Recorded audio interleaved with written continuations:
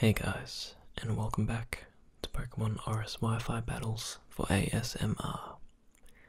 In this third installment, the video I'm going to show you is from a battle from one of my subscribers and followers on Twitter. We had this battle a few weeks ago.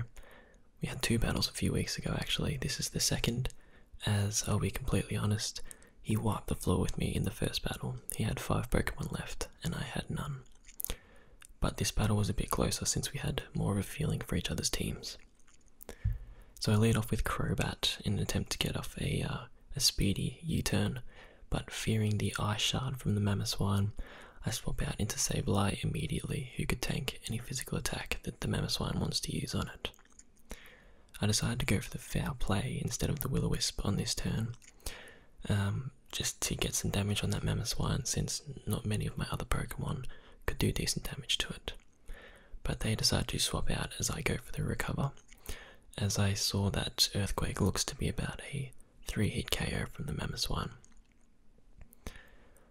So I decide to go for a Will-O-Wisp on this Gyarados, which is actually an interesting set.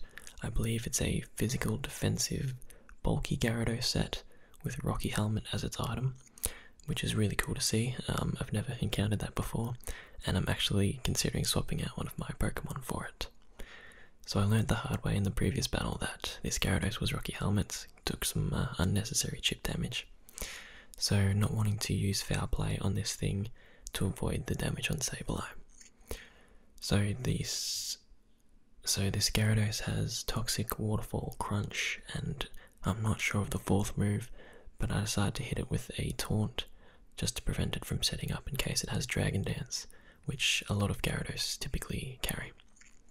But now that the Gyarados is burnt, it's whatever physical attack it did have, it no longer has pretty much, since I'd assume most of its investment was in defensive bulk.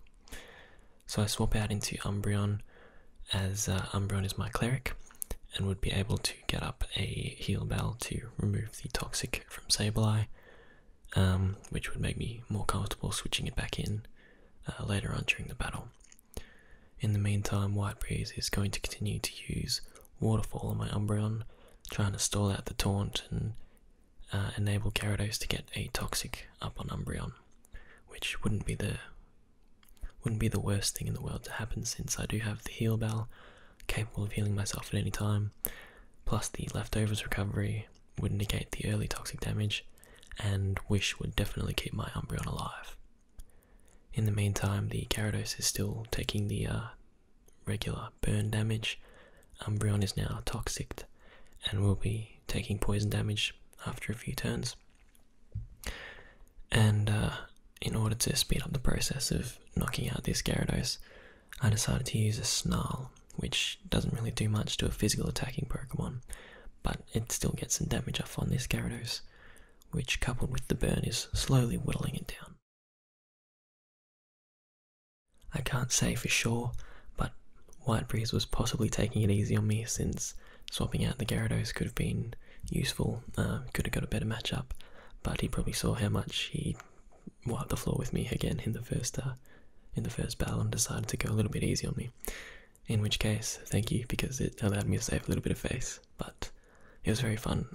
Battling with a subscriber was a lot more fun than just doing Battle Spot 3v3s where you see Garchomp and Mega Gardevoir all the time and Talonflame and stuff. So it was really cool. And if you guys would like to battle, feel free to hit me up on YouTube or Twitter, and we'll see what we can work out. I have a method and some rules and stuff that I can send you. It'll all be good. Anyway, the Gyarados is continuing to go for the Waterfall. Luckily it doesn't flinch me, so I'm going to be able to heal my Toxic this turn and regain most of my health from the Wish that I cast last turn. And on this turn the Gyarados will finally succumb to its burn, as I'm looking a bit better than I was in the last battle, with Umbreon only missing about a quarter health and Sableye in a similar situation. So White Breeze sends out the Entei on this turn. I know that the Entei is a physically attacking Entei with Sacred Fire and Bulldoze amongst other attacks that I'm not sure I ever saw, but I'm not sure of the exact set it was until about halfway through the battle, where Whitebreeze told me that the Entei was actually choice banded, and which is pretty important. Coming up, you'll see why. So knowing that this Entei can hit pretty hard physically, I decided to swap out into Tentacruel, who is specially defensive, but I was trying to bait the Bulldoze and get a Pokemon in. So I knew that Tentacruel could take one Sacred Fire, and then unfortunately I do get a burn, which is going to reduce Tentacruel's longevity. But the plan was to swap to Tentacruel to take the Sacred Fire, and then swap to Crobat when Entei would go for a Bulldoze, which would be super effective to finish me off. Unfortunately, as I mentioned, the Entei was choice banded, went for the Sacred Fire anyway, which still would have killed Tentacruel if I had stayed in, and I lose my Crobat for nothing pretty much. So yeah, Crobat doesn't really do a lot of damage in this battle, but it's still one of my favourite sets. Hits very hard and it's very speedy. Now I can't burn the Entei, which is a flaw with my Sableye pretty much. Physical defense wall sort of counts on reducing their opponent's physical attack, which I can't do with Will-O-Wisp obviously, and Sableye gets burnt and my Citrus Berry gets popped. I know I can live pretty much one more Sacred Fire, and at this point I'm just trying to stall out the Toxic on this Entei, as it's going to be just hitting me too hard to be able to fight back properly. So at this stage I pretty much resigned to the fact that Sableye wasn't going to be making it out of this one alive. I would just have to keep going for a recover, as the Sacred Fire is a 2-hit KO, plus the burn is going to be taking me down every turn, and recover just doesn't get enough health back, unfortunately, to make winning this matchup a likely scenario. So on this last turn, the Entei again goes for Sacred Fire, leaves me on a very small amount of health, and succumbs to its Toxic, which is good. I won't have to worry about that anymore. But unfortunately, Sableye is still burned and goes down to the burn damage. So now we're down 2 Pokemon all. I've lost my Sableye and my Crobat, and Whitebreeze has lost their Entei and their Gyarados. So on a clean swap in, Whitebreeze gets the advantage with his Sylveon versus my Umbreon. I sent in Umbreon to sort of scout out what they wanted to do, and unfortunately their Sylveon came in. So I decided to swap into Tentacruel, who can resist the incoming Fairy type attack, and is actually, I believe my Tentacruel is Assault Vest, especially defensive and health invested, but is already on too low health and the burn, so yeah, the Hyper Voice wasn't going to be doing too much. Now I did speed calcs during this battle and found that Nidoqueen can actually outspeed an uninvested Sylveon, so I swapped out into Nidoqueen and decided to throw out a Sludge Wave on whatever wanted to come in, and well, hopefully the Sylveon wanted to stay in and take a Sludge Wave, but alas it did not. So Whitebreeze sends out their Hydreigon, which I believe is Life Orb with Dark Pulse and Draco Meteor, and I can't remember the other 2 moves it had, or he might not have used them against me, either way. But I figured the Dark Pulse would be coming, so I decided to swap in Umbreon, who could eat that up quite nicely even against a Life Orb Hydreigon.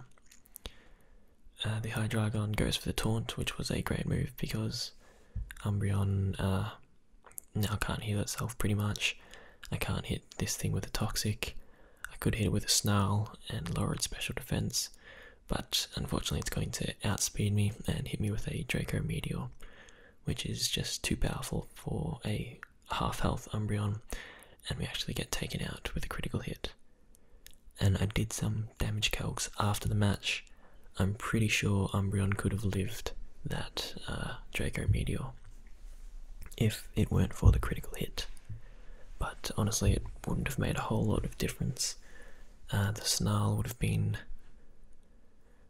alright to have, I suppose, but yeah, it would have been on a minuscule amount of health anyway. So now with its reduced special attack stat, I decided to send out Nidoqueen, pretty much knowing that they'd go for a swap, and I believe I've revealed that Nidoqueen has Ice Beam.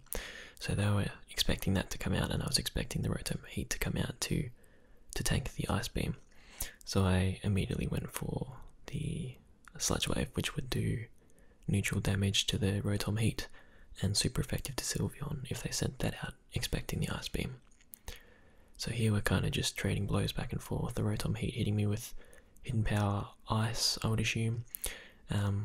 Hidden Power's unfortunately not that powerful. And Nidoqueen manages to tank a Fairy type Quick Attack here from the Sylveon to take it down to about 1 health, I'd say, with a Sludge Wave.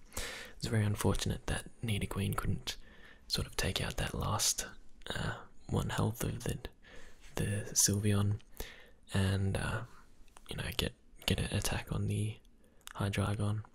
But the end of this battle here was actually pretty fascinating. So I have a Choice Specs Goodra here, who manages to live a quick attack from the Sylveon, even though it was a critical hit.